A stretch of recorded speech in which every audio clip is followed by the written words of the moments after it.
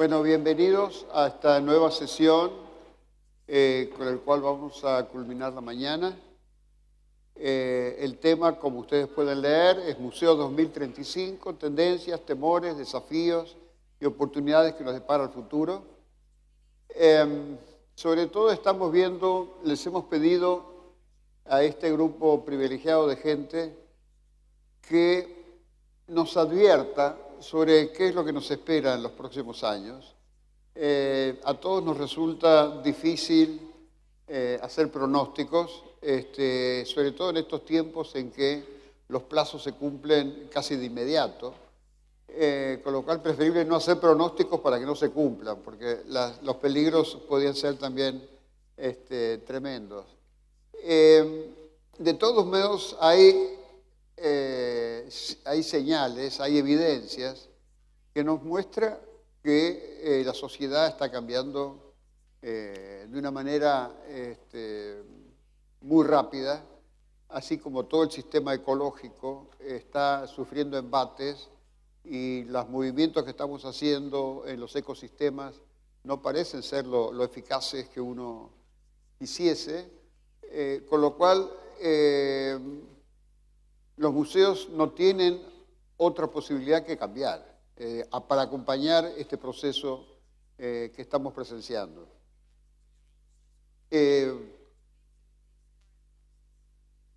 Simplemente mirando los museos de historia y los museos de ciencias, uno podría decir, la ciencia, los museos de ciencia, la manera en que lo están mostrando hoy en día, están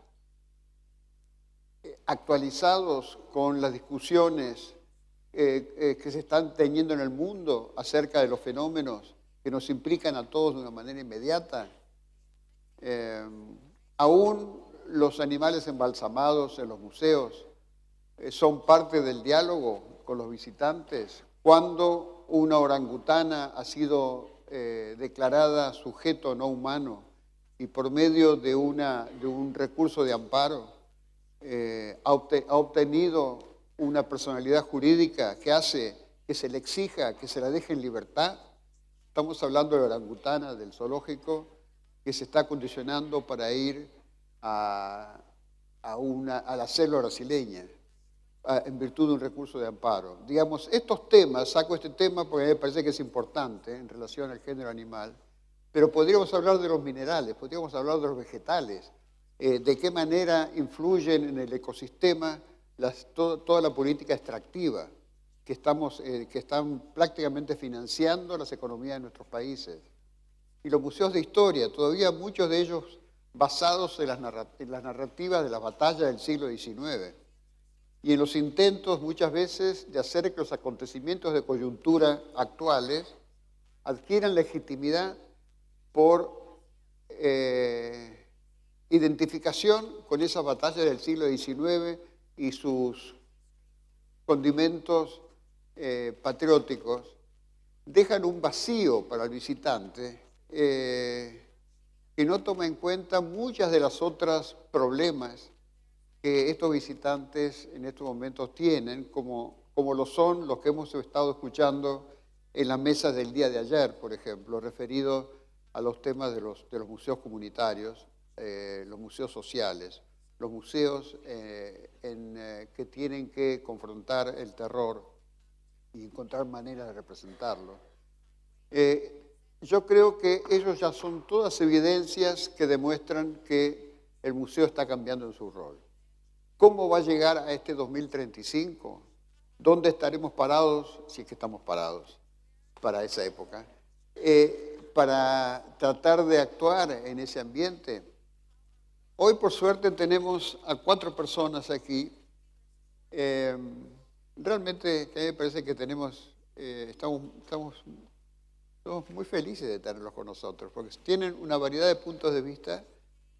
Por un lado, Néstor García Canclini, como les advertí ayer, que era nuestro orador, sabemos que es uno de los pensadores, uno de los antropólogos y pensadores de la cultura más importantes que hay en América Latina, argentino de origen, residente en México hace muchos años, y no deja de venir a la Argentina cada tanto. Pero tenemos también la suerte de que, si bien la mala suerte de que Néstor está enfermo y que no pudo venir, contiene una laringitis que no lo deja hablar, tenemos sí la suerte de que dejó escrito lo que pensaba decir hoy con nosotros. Y la segunda, esta suerte está redoblada porque la tenemos a Ana Rosa Mantecón con nosotros, que ha trabajado con Néstor, no sé, hace 20, 30 años, o sea, conoce su modo de pensar, ha investigado juntos y es quien va a leer el escrito que preparó Néstor para nosotros. Luego lo va a hacer Silvia Singer, que viene de México.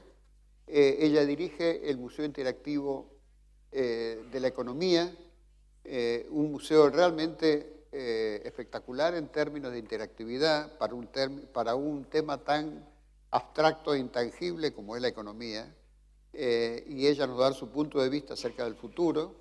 David Fleming es director de la Asociación de Museos de Gran Bretaña y a la vez director del Museo de Liverpool. Es realmente un privilegio tenerlo entre nosotros porque tiene una mirada de uno de los países que más se ha renovado en el lenguaje de los museos. Y Seb Chan, a quien ya ha estado acá defendiendo y ganando un juicio, lo cual lo pone en un punto de especial relevancia, es un gurú de las nuevas tecnologías y entonces nos dirá también su punto de vista ya como australiano, si bien estuvo radicado los últimos años en New York, lo cual creo que no le ha hecho mal del todo. ¿Qué rasgos de los museos actuales se acentuarán? ¿Qué nuevas funciones deseamos para los museos? No qué funciones desarrollarán, porque es imposible prever en 2015 cómo van a ser dentro de 20 años la cultura, las relaciones geopolíticas, las innovaciones tecnológicas, los públicos y las demás condiciones que hoy hacen de los museos lo que son. ¿Qué rasgos de los museos actuales se acentuarán? Voy a detenerme solo en dos procesos que caracterizan hoy el desigual desenvolvimiento de los museos: su arquitectura y el uso de tecnología de punta. Si bien es posible que la construcción de envases arquitectónicos novedosos, como los Guggenheim de Nueva York y Bilbao, el Museo Judío de Berlín y varias decenas de edificios firmados por Frank Gehry, Renzo Piano, Peter Zumthor o Herzog y Meuron, siga siendo un recurso para atraer públicos dentro de 20 años, cabe dudar de que en las estancadas economías occidentales se multipliquen con el furor de las dos últimas décadas. La cuestión sigue siendo importante, más allá de la espectacularización en muchos países como en la Argentina, donde la mayoría de los museos habitan edificios no construidos con ese fin y se adaptan como pueden. La proliferación de museos confundibles con shoppings o aeropuertos, amplificada por su reproducción en diarios, revistas y películas, ha quitado al recurso arquitectónico el valor epifánico. ¿Servirá esta fatiga para que la emergencia de lo sorprendente sea asumida por las obras y las ideas curatoriales?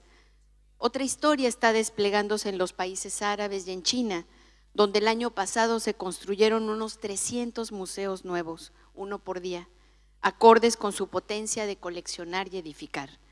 La pregunta es si la patrimonialización de sus propias artes y la compra de obras occidentales servirá para la tarea clave en la globalización, entender la interculturalidad. Si continúa la tendencia expansiva del turismo chino y árabe y de su protagonismo en las migraciones y el comercio, trabajar interculturalmente con el patrimonio y la creatividad de los otros es también un desafío central para los museos occidentales. Respecto de las nuevas herramientas tecnológicas, la desigual capacidad de incorporarlas es mayor, por supuesto en los países periféricos, pero también en España, una de las naciones con mayor gasto en arquitectura museal. De los más de 1.500 centros públicos y privados existentes, solo un 1.6% utiliza aplicaciones móviles. Muchos museos locales y provinciales carecen de página web. Aun cuando es posible que la austeridad obligada por la catástrofe económica iniciada en 2008 se alivie antes del 2035, es difícil saber cómo harán para que el uso de aplicaciones para iPad o teléfonos móviles o la instalación de impresoras de tercera dimensión para propiciar la mezcla del mundo real y el virtual, trasciende el Prado, el Reina Sofía, el MACBA y unos pocos museos dependientes de fundaciones. ¿Qué nuevas funciones deseamos para los museos? Pese a la desigualdad y heterogeneidad de museos existentes, la interculturalidad es el desafío estratégico para casi todos en las próximas décadas. En diferentes escalas, podemos decir que un museo es un punto de vista en una conversación global, ya sea nacional o local, público o privado, artístico, histórico o científico. Se justificará por su manera de colocar lo que muestra o su modo de representarlo para hacer posible un diálogo con sentido histórico y perspectivo. Todos los asuntos que implica un museo, la construcción del escenario, el espectáculo que ofrece, las tecnologías que emplea y cómo las emplea, de qué modo busca y seduce a sus visitantes, se formularán mejor si se pregunta qué conversación contribuyen a crear. 1. Al hablar de interculturalidad, estoy pensando en los intercambios de cada ciudad y cada nación con sus vecinos y con culturas distantes que la globalización vuelve cercanas. También pienso en las diversidades internas, no solo las étnicas o regionales. Hoy entendemos por interculturalidad la confrontación de diferentes formas de acceso a los bienes históricos y contemporáneos, por ejemplo, las que suceden entre los llamados nativos y los migrantes digitales. 2. Si dejamos de concebir a los museos como exhibidores de identidades, sus colecciones importan como memoria de procesos históricos y a la vez como experiencias de intervención comunicacional en la construcción de conversaciones entre diferentes. Esta fidelidad a las interacciones ciudadanas los arraiga en lo local, pero como gestores interculturales que serán translocales y transnacionales. 3. Reconceptualizar al museo como lugar de conversación cambia el lugar de sus participantes, su diseño y su programa. Las preguntas no pueden ubicarse únicamente en el lugar de enunciación, qué dicen las obras, el edificio o los servicios educativos. Los públicos efectivos o virtuales, la sociedad expandida, importan más que como destinatarios del mensaje, como co-constructores. Esta perspectiva tiene consecuencias sobre la investigación de los públicos. Además de encuestas, necesitamos los estudios etnográficos y conversacionales. A partir de su experiencia en el micromuseo, Gustavo Buntings afirma que un museo no es un lugar, sino un espacio social, cultural, cívico, político en el mejor sentido del término. Gracias. ¿Dónde estaremos en 20 años? ¿Qué quisiéramos para el 2035? El visitante como el centro del discurso, la misión que define el camino del museo, el museo que debe expresarse en un lenguaje accesible a sus públicos, el museo que busque el diálogo, el museo como un espacio detonador de trabajo colaborativo, el museo un espacio seguro que brinda información confiable. Algunos de estos postulados estarán en el 2035. ¿Qué nuevos postulados haremos? Seguramente todos ellos estarán, pienso, y habremos de crear otros nuevos. Hoy vivimos en una sociedad que se caracteriza por un deseo de consumir experiencias. Los comercios hoy día, las tiendas, venden experiencias. Se compra por internet a través de una experiencia. Estamos cambiando nuestra manera de relacionarnos. Además, las personas estamos en busca de satisfactores inmediatos. Tenemos prisa, no podemos esperar a que las cosas sucedan como era antes. Queremos participar además de manera directa, y aquí está el éxito tremendo de Twitter y Facebook y los blogs, porque no tenemos que esperar a ser aceptados para poder participar. Nuestros visitantes, potenciales o reales, se encuentran frente a una rica oferta de estímulos. Entonces, ¿cómo atraerlos al museo? ¿Qué va a pasar no solamente en el 2035, sino en los siguientes años? ¿Qué está pasando con las aplicaciones tecnológicas que están fomentando todas estas necesidades? Y es increíble, pero la inequidad social apoya esta tendencia. Y esto hace que el crecimiento de la venta de este tipo de aparatos sea exponencial y cada vez mayor. Hay ahí como una retroalimentación de lo que está pasando en otras arenas. ¿Qué podemos entonces ofrecer a nuestros visitantes que no puedan encontrar en otro lado? ¿Qué nos haría especiales, distintos? ¿Qué hacemos diferente? Creo que el museo lo que hace diferente es dar un contexto distinto a la realidad. Estamos presentando ideas familiares de una manera, en un contexto diferente, o ideas diferentes en un contexto familiar. Somos espejo donde nos reconocemos, pero también somos una ventana donde podemos mirar al otro. Podemos entonces visualizar el futuro, creo yo, en torno a 3 temas. ¿Cuál es el papel del asombro en el museo? Creo que esto es único, algo único que hace el museo. ¿Cuál es el papel de las nuevas tecnologías? ¿Y cómo podemos establecer estos diálogos importantes? Mis colegas han hablado y hablarán de algunos de estos aspectos, por lo tanto iré muy rápido. Pero sin lugar a dudas el museo es un espacio donde el asombro tiene un papel importante y somos capaces de crearlo de una manera singular. Esta capacidad de asombrarnos nos lleva a la reflexión y por lo tanto a poder aprender. El museo es además un gran provocador, lo cual nos quita de un lugar confortable, pero también nos permite acercarnos a realidades alternativas. ¿Cuál es entonces, en resumen, nuestra oferta en términos del asombro? Es predisponer a nuestras audiencias a cosas nuevas. La sociedad y la tecnología, como Seb va a hablar de esto, me voy a ir realmente muy rápido, pero creo que la tecnología no es nada nuevo, siempre ha habido nuevas tecnologías, siempre hemos estado cambiando las tecnologías y enfrentándonos a formas distintas de usar la tecnología y por lo tanto de comunicarnos. Sin embargo, hay un cambio importante. Hoy día las tecnologías están participando de manera singular en la construcción de la ciudadanía y estamos encontrando cosas que no había antes. Foros, participaciones en donde la gente diseña sus propios productos. ¿Por qué no diseñar mi propio museo? Estamos teniendo acceso a educación de una manera totalmente diferente, pero también acceso a que el discurso se distorsione. Y esto es algo importante. Entonces, ¿cómo vemos la tecnología dentro del museo? ¿Cómo estamos hoy día procurando que estas tecnologías se introduzcan en nuestros campos? Todas estas formas tecnológicas que no tengo tiempo y no voy a detenerme a explicar, están presentes y pueden ser utilizadas de manera positiva, enriquecedora del discurso. Todas ellas, desde para el control de las colecciones hasta para la comunicación. Y este asunto de los nativos y los migrantes digitales es muy importante, pero para mí el más importante es el de los ajenos digitales, que somos muchos de nosotros. Es imposible plantearnos usar las nuevas tecnologías en el museo si nosotros no las utilizamos en nuestra vida cotidiana como profesionales de museos. En resumen, estas nuevas tecnologías no son tan nuevas, no es novedad tenerlas, siempre han estado ahí y simplemente lo que tenemos que hacer es entender que es el lenguaje que hablan nuestros públicos.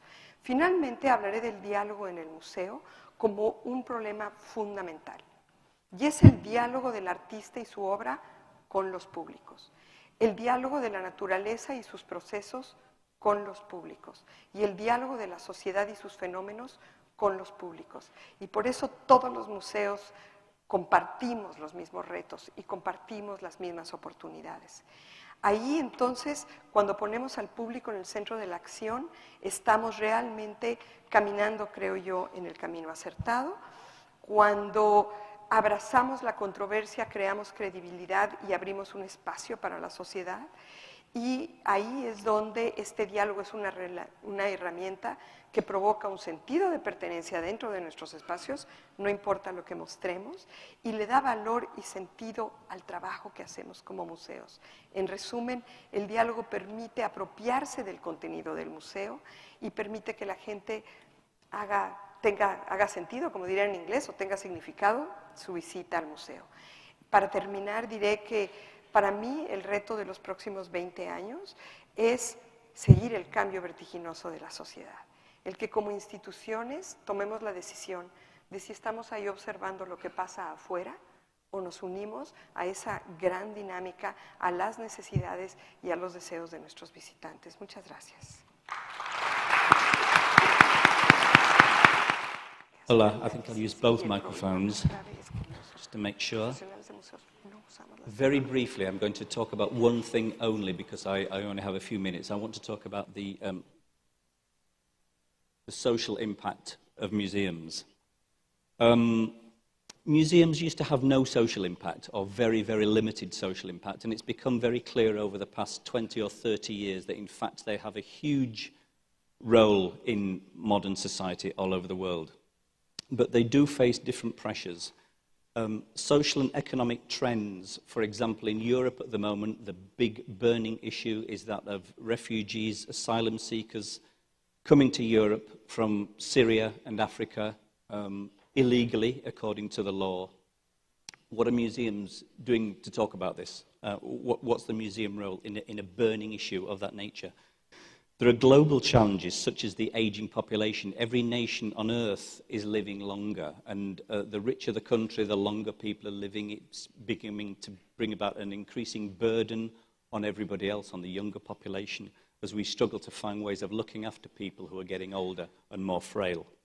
There are political tensions, and there is the funding issues. There is less public funding available than there used to be, at exactly the same time that the expectations of museums is growing. So, what are the challenges involved there?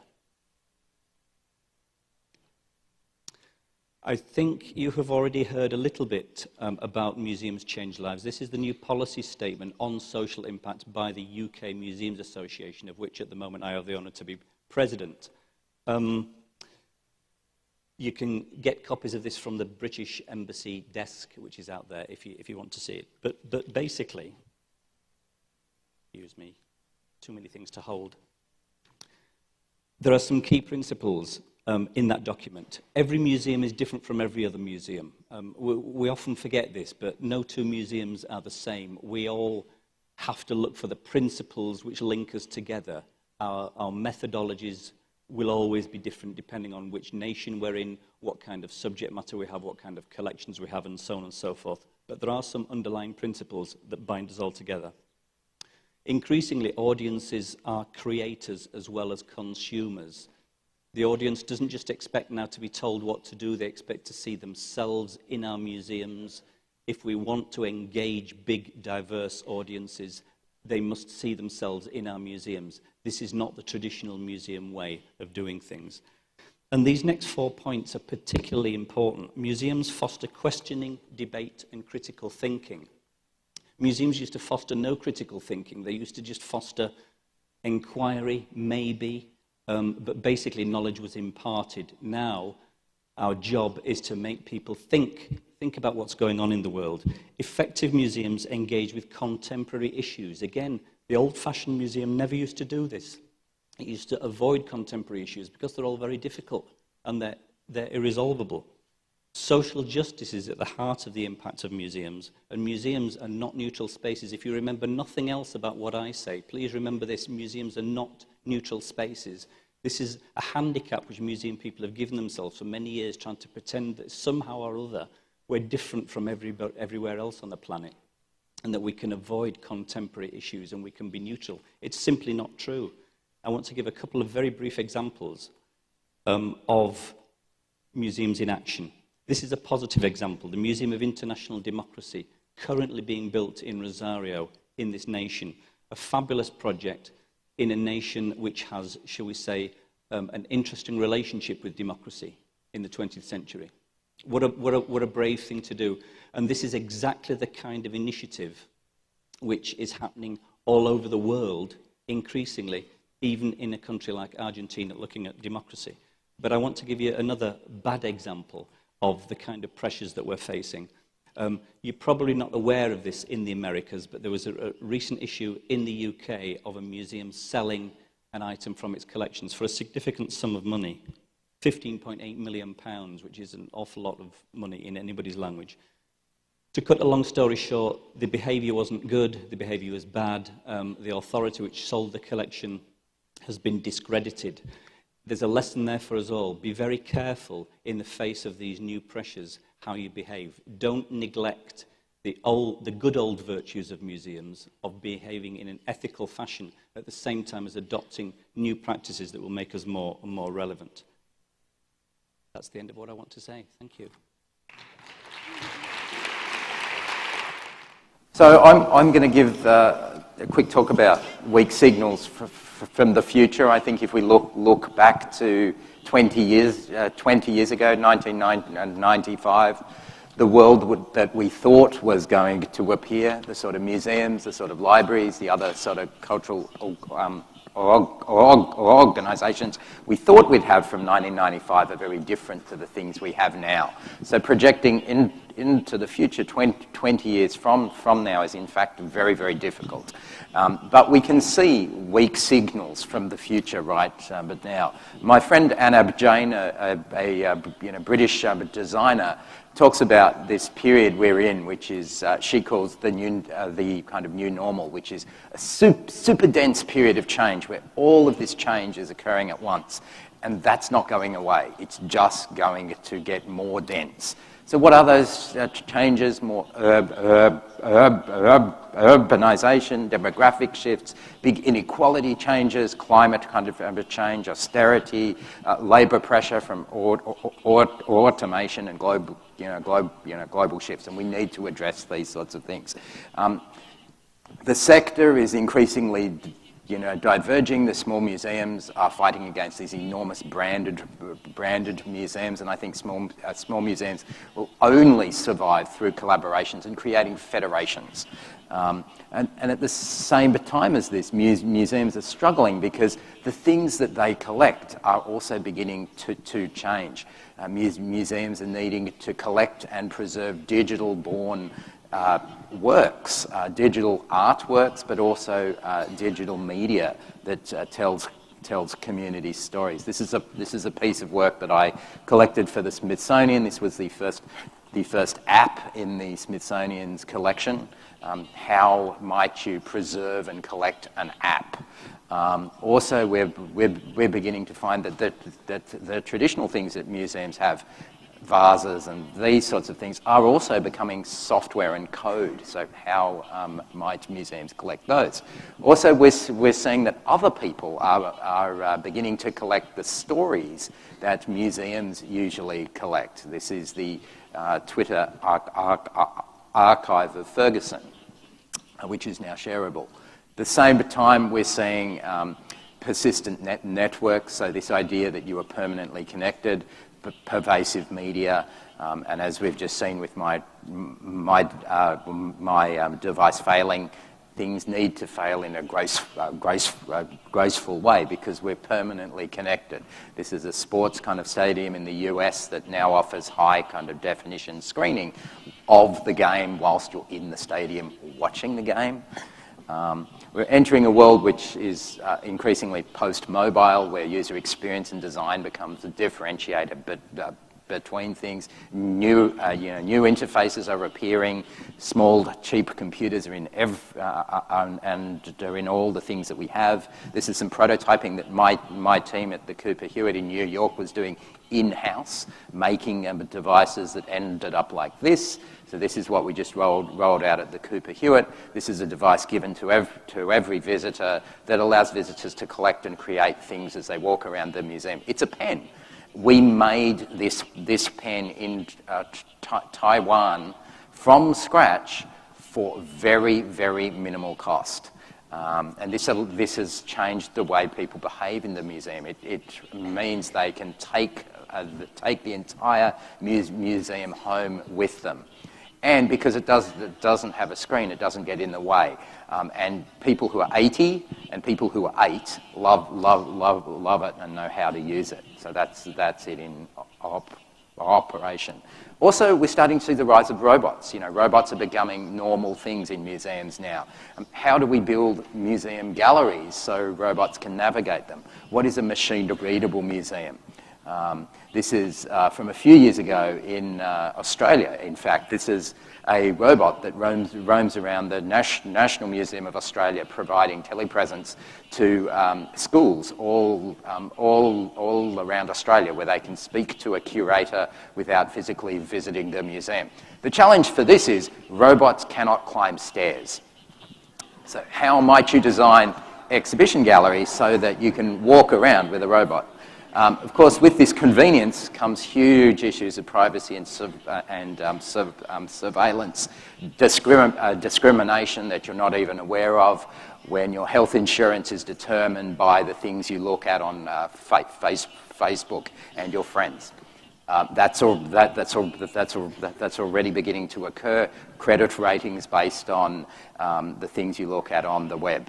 So all of these sorts of things are really important for museums to discuss. This is an example from the UK where garbage bins, the trash cans, were actually tracking people's phones as they walked past to provide advertising that was tailored to the person walking past. It's kind of creepy. I was just at Disney World, where you now wear a band, and that gets kind of you into all of the rides. It's very convenient, but it also tracks where you've been. Also, this project from MIT using face detection to detect emotion. And this is really fascinating for museums who are talking about the emotional impacts of art and other things. What if your mobile phone camera could tell you whether you're happy, sad, concentrating, nervous, whatever? Well, it can, and in fact this project, which you can check out online, is doing this. But of course it's capturing people's faces. Museums are also not the only places where creatives are doing exciting things, and there are new commercial realities for artists and communities, and museums have got to move beyond a commissioning model because new competitors are rising up, crowd-funded competitors, but also this idea of can museums be spaces for creation of commercial works? Because if we don't do these kind of things as public organisations, private ones will step into the gap and begin to take some of the things that make museums unique away from us. Thanks a lot. You say that it was predicted that there was going to be too much density in innovations, and is that happening? And what's the consequence? Le estoy preguntando que él dijo que se había predecido mucha densidad en las innovaciones y que esto no era manejable, o sea, un poco como lo que decían, es tanto lo que se recuerda que por último no se sabe discriminar. ¿Y esto está pasando? Is that happening? The superdensity is not necessarily the innovation, but the superdensity of change. We have all of these pressures all occurring simultaneously, so fast that we don't, as a society, have time to reflect on what each of those changes are causing for us. Changes in technology, migration changes, globalization, labor issues, all of these things, civil wars, they're all occurring simultaneously with climate kind of change. And I think museums are very needed spaces for discussion of these issues. But museums are very slow to react. And I think what David was saying was, is museums need to be able to have a position on contemporary issues, because the public needs us as social spaces to just discuss and to test ideas, because we have nowhere else to do it. The media has become increasingly balkanized as well, and we can't, there's nowhere to go to. And you find that museum could be that social space? It could be. Y pregunto si el museo podría ser ese espacio social. It could be. I don't think it is, but it could be. I think there are small examples of where it is becoming that. But it's the exhibition model is not a sustainable one for those sorts of discussions, because exhibits are slow to make, and I think unless we take a position on things, they're hard to fund as well.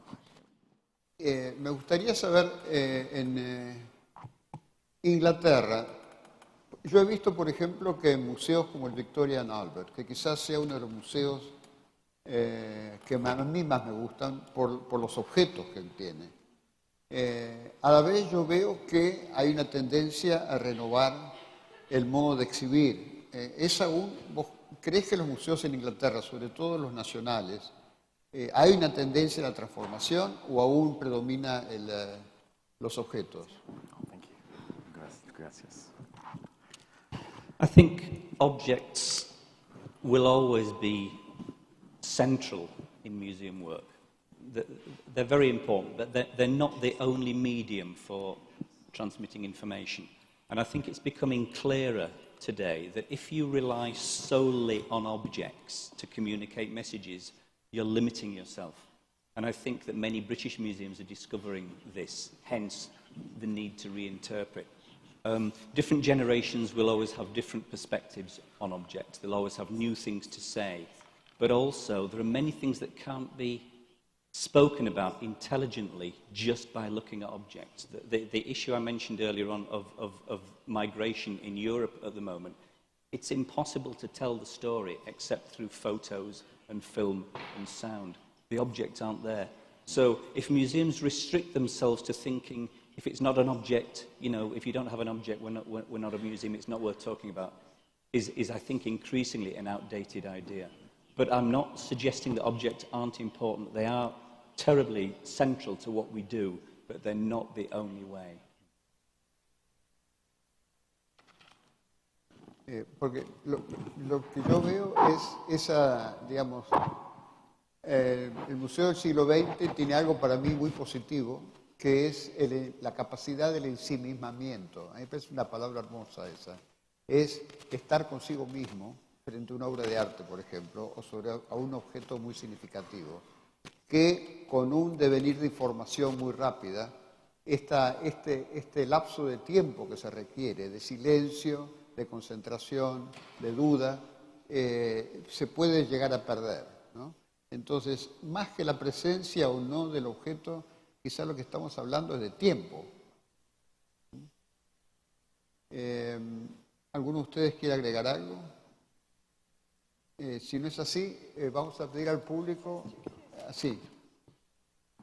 A mí me gustaría comentar este asunto del objeto en términos de algunos de los museos interactivos, porque considero que nuestros momentos del museo en donde el visitante se encuentra con un interactivo, con una experiencia interactiva, y cuando esta experiencia interactiva está diseñada de manera consciente y profunda, con un pensamiento museológico detrás y con una intencionalidad específica, lo que en realidad está encontrando el visitante es la materialización de parte de nuestro patrimonio, muy importante, una parte fundamental, las ideas. Entonces, este objeto interactivo con el que se encuentra el visitante es en realidad un objeto del museo también, porque es la objetualización de una idea, de algo que era abstracto y que encontramos la manera de comunicar a través de mostrar el experimento, mostrar el fenómeno o reproducir el camino de quien lo pensó. Entonces, para mí no son juguetes y no son uso de tecnología por la tecnología misma, sino una manera de comunicar otra parte del patrimonio, que son las ideas. Hola, ¿qué tal? Quería hacer una pregunta sobre las exhibiciones acerca del tema de los refugiados ahora en Europa y cómo se consiguen los fondos y dónde se realizan. La pregunta es si hay algún tipo de exhibiciones en torno al tema de los refugiados, las inmigraciones que están ocurriendo ahora, que se esté llevando a cabo en este momento, y si ese tipo de exhibiciones en realidad, y contemplando las políticas de migraciones que tienen algunos países, que son contrarias, que son cerradas, si ese tipo de exhibiciones en realidad no son más interesantes en espacios expositivos que no son museos en realidad. La pregunta va dirigida no sé exactamente el nombre, a David. Seth. David. You can't remember me and I can't see you, so I'm just going to speak generally. There have certainly been there has been museum work on refugees and asylum seekers in the past. I know for a fact that there was funding available from the British government for just such an investigation a few years ago, because we had a big grant in Liverpool and we had partners around the country looking at exactly asylum seeking issues. It's become the issue of the day again, I fully expect that there will be British government funding available to cultural institutions to look at these issues. That doesn't mean to say that I imagine it's the same all over the world. Remember I said no two museums are the same? We all have a different context. Sometimes our politicians are brave and able to say, this is important, we must discuss it, and in some nations that doesn't happen. We all have to adapt to the circumstances in which we are working. As to your point about maybe this should take place somewhere other than museums, well, it does. And I don't see why museums shouldn't have the dialogue if the dialogue is seen as important by lots of people. I agree with Seb that people look to museums as a place to be able to go and have this kind of thought process and this kind of thinking and this kind of dialogue going on. Museums mustn't step aside and say, oh no, it's not, that's nothing to do with us. It's absolutely everything that museums should be doing. And I'd add that the museum can actually add the historical context to the contemporary issues that perhaps other venues can't. Other venues are very good for public discussions of the things to do now, but museums are good places to tie the contemporary to the past. Yo tengo una pregunta especialmente para David, acá atrás.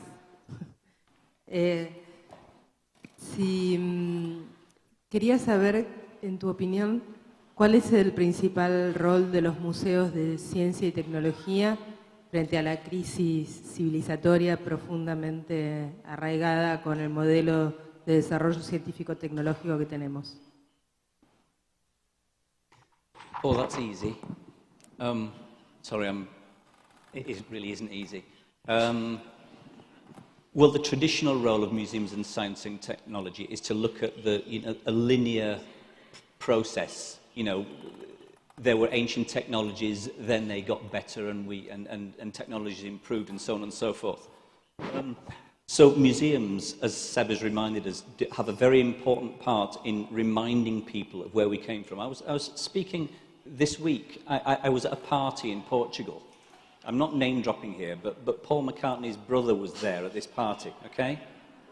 But my 14-year-old daughter doesn't know who Paul McCartney is. You need to be at least 45 to remember the Beatles, you know? And this is a job museums mustn't ever forget, that my 14-year-old daughter knows virtually nothing about anything that ever happened, you know, before painting her nails and so on and so forth. So museums have a really important role in reminding us how we got to where we are now. I absolutely agree with Seb, and not many institutions are able to do that. With science and technology, the world is changing on a daily basis because of science and technology. So the challenge for museums is simply to keep up to date and appear to know what they're talking about, I think. So that they're not just looking backwards, they are also looking around and talking about what's happening now. But they must become places that are talking about what's happening now. And if your museum isn't talking about what's happening now, then the public won't respond positively to you. And that goes for all disciplines. It goes for the natural sciences, as well as science and technology, and art, and so on. Sí, yo estoy bastante de acuerdo con lo que han dicho. Ayer en una de las charlas se hablaba de que los museos exhibimos un 10% del patrimonio que tenemos. Recién Seb Jan decía que las exposiciones como expositivas ya estaban como caducas. ¿Qué hacemos con el patrimonio?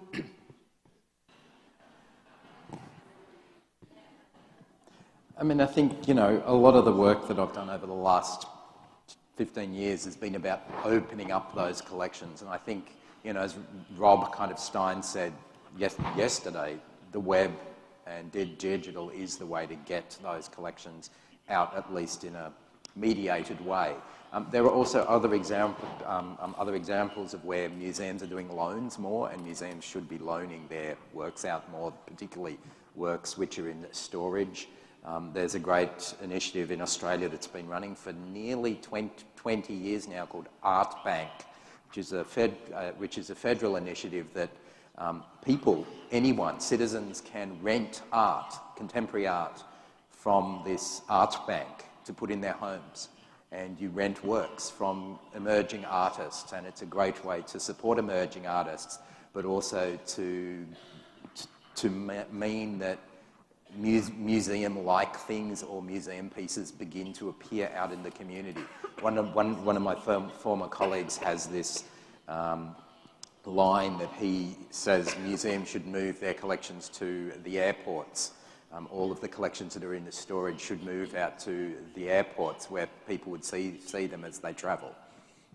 You know, get them out of the warehouses. Bueno, lo mío es una pequeña reflexión y preguntar a cualquiera de los miembros del panel si comparten o hay algo que decir sobre eso.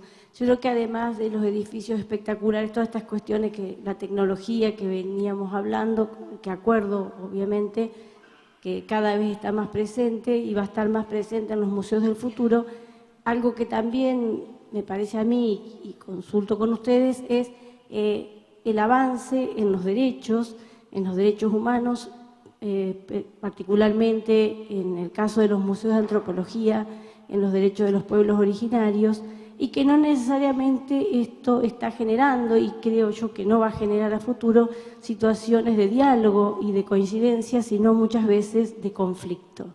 Lo que yo siento también, y lo que consulto, pregunto, es si no vamos también a un cuestionamiento de los museos por parte de sectores que han sido tradicionalmente excluidos y que hoy tienen garantizados derechos, y que no necesariamente va a terminar en una política exitosa, sino estamos negociando y a veces con mucha dificultad políticas de exposición, políticas de adquisición e inclusive de mantenimiento de colecciones existentes en los museos. Pienso que en el futuro va a haber más cuestionamientos y más conflictos, y eso va a ser parte también del futuro, no solo un crecimiento positivo en la tecnología, en los edificios, en los expertos que saben más de una cosa que nosotros, sino que también, me parece a mí, va a ser la cuestión de las disputas por ese patrimonio sobre el que hemos tenido tradicionalmente autoridad. Sin duda, digamos, este es un tema cuando David y Seb hablaron de los temas conflictivos sociales, que son temas que los museos del siglo XXI antes no los tomaban, trataba de ser como que distante, y en este momento es sacarlos a la luz y tratar de ampliar esa discusión y agregar voces. Yo creo que en ese sentido, tanto Estados Unidos como Canadá, y vos lo sabés bien, la legislación hace que hoy en día no se puedan remover piezas del pasado arqueológico o antropológico de ciertos lugares, tampoco acá libremente, pero en Estados Unidos y Canadá hasta hace falta que haya un curador de la cultura, de dónde proviene esa pieza para poder determinar los criterios de exhibición, se va mucho más lejos. Y de hecho acá hay un representante de los pueblos originarios de Canadá que estaba pidiendo la palabra, que quizás nos pueda también hablar sobre el tema, porque sin duda, para nuestros países y los países andinos en particular, es un tema muy relevante. Bueno, buen día. Venimos diciendo que las sociedades están envejeciendo y también venimos diciendo que hay una necesidad de incorporar los nuevos dispositivos, las nuevas tecnologías.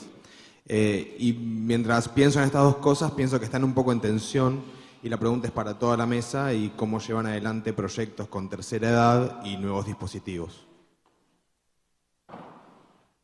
So, interestingly, that was one of the things we were very aware of at Cooper Hewitt. We had a visitor base that was primarily aged over 55, and so the technology decisions that we made steered us away from creating apps, and instead we created a device that was able to be used by 80-year-olds as much as by 8-year-olds, as I said. But also what we're beginning to see is a lot of technology solutions aimed at accessibility. So, we also did a lot of work with blind users and text kind of to speech and other things.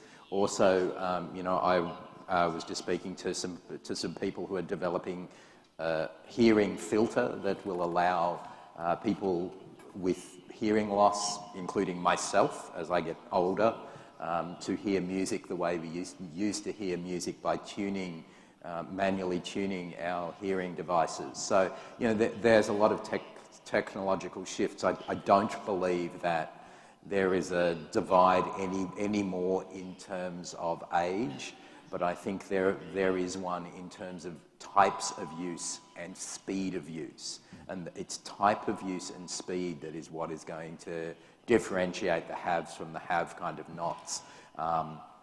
And interestingly, I think what you see is the growth users of Facebook, for example, are not young people, but people aged 60 and above. And in fact, the young are fleeing from it because it's not cool and it's not private. So, you're starting to see these big social shifts in the way people use technology, not so much about the technology they use, if that makes sense. A mí me gustaría agregar, creo que es muy importante que el museo entienda que una solución no sirve a todos y que justamente lo que es interesante de nuestra propuesta es que, a diferencia de otros espacios, nosotros podemos expresarnos de manera transdisciplinaria, no multidisciplinaria, y podemos lanzar un mismo mensaje con muchos lenguajes distintos que puedan apelar no solamente a diferentes edades, pero a diferentes formas de aprender. Las personas somos distintas. Entonces, si realmente queremos, es por eso que es importante pensar que el museo que piensa solo en objetos se está limitando, así como el museo que solo piensa en interactivos se está limitando también. Creo que tenemos que buscar una combinación que apela a la diversidad de visitantes, que son la mayoría de nuestros visitantes. Y esto es la belleza del museo, es lo que lo hace distinto de otros espacios donde el lenguaje está predeterminado. Good afternoon. Thank you. Ushakshi Klayets in my language. I want to thank you for bringing up the trends of the future. There's two things I want to ask. As an Indigenous person new to the museum sector, I had a colleague visit a museum in England or the United Kingdom and saw an Indigenous exhibit, and they asked, who did you consult to put this exhibit together? And the curator said, I'm a curator, it's what I do. We didn't consult anybody. And that's a cause for concern, because how we interpret and how we reflect the voices, contemporary voices and impacts of lives of Indigenous people who often had our ancestors, our art, as museum sector calls it, artifacts stolen from their lives and now housed throughout the world. We do have an Indigenous Advisory Circle at the Royal Ontario Museum, and with technology, potentially you could contact me as one of many resources in Canada to say, how would you like to represent your Indigenous collection in your respective museum?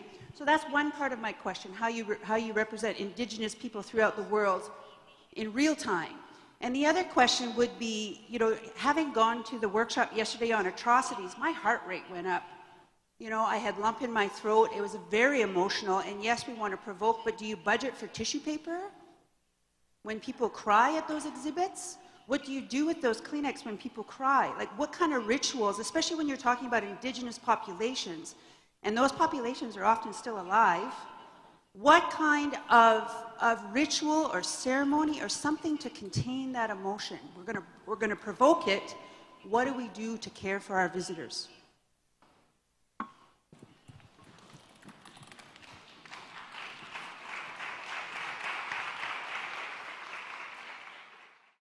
Hola, mi nombre es Verónica, vengo de Venezuela. Justo mi pregunta tenía que ver con la práctica transdisciplinaria. Yo de background soy arquitecto y soy muy visual. Y me he dado cuenta a lo largo del seminario que muchas de las presentaciones son muy sencillas, muy simples. Y yo creo que estamos en un mundo que está cambiando mucho en ese sentido. Y creo que hoy particularmente en esta sesión fue bastante obvio, porque la presentación de él de repente fue un poquito más tecnológica, de repente un poco más visual. Y yo creo que es importante, no sé si de repente trabajar más en equipo. También vengo de un museo muy pequeño, donde trabajamos muy juntos porque no nos queda otra alternativa. Y de repente los mensajes del seminario han sido fantásticos, los contenidos, pero la parte de cómo transmitirlos es lo que me llama la atención y de repente algo sobre lo que deberíamos hablar. Y tiene que ver con la tecnología, pero tiene también que ver solamente con la manera en cómo se transmite. Entonces mi pregunta va... Pues no es una respuesta, pero definitivamente no tengo la respuesta, pero sí puedo decir como experiencia que en el mundo de los museos de ciencias, que es donde yo me he desempeñado toda mi carrera profesional, existe un personaje que es el comunicador de la ciencia y que tiene precisamente como objetivo el ser el puente entre el lenguaje del experto y el lenguaje del visitante y por obligación escribir, dibujar, diseñar, pensar cosas que son directas, cortas y accesibles a los públicos. Es el trabajo más difícil, es uno de los trabajos más difíciles de todos.